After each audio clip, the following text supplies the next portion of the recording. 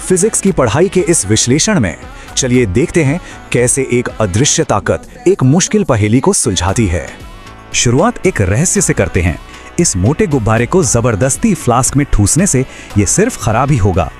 इसे समझने के लिए कल्पना करते हैं कि कोई इंसान टाइटैनिक की तरह गहरे समंदर की तली में बैठा है, लेकिन असल में इंसान गहरे पानी में नहीं बल्कि हवा के एक विशाल समंदर में हमेशा डूबे रहते हैं।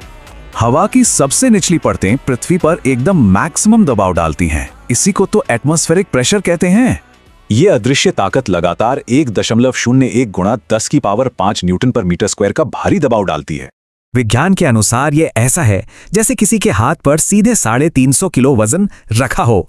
इस ताकत की स्टडी करने के लिए चलिए ढीले कागज के नीचे रखे स्केल को तोड़ने की कोशिश करते हैं।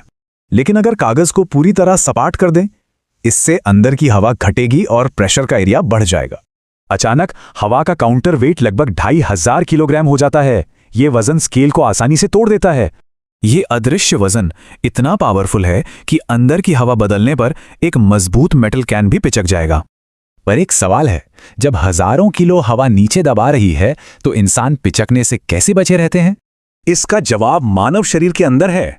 आंतरिक दबाव इस भारी एटमॉस्फेरिक वजन को पूरी तरह बैलेंस कर लेता है।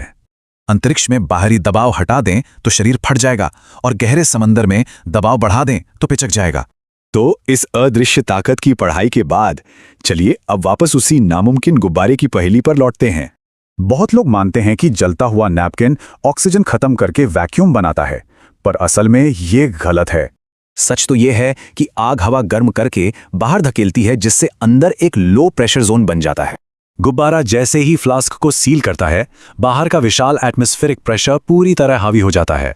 बाहर का ये भारी दबाव अंदर के लो प्रेशर को आसानी से हराता है और गुब्बारे को अंदर धकेल देता है। ये पढ़ाई साबित करती है कि फिजिक्स सिर्फ फॉर्मूले नहीं है और कौन सी अदृश्य ताकतें हमारे आसपास छिपी हैं।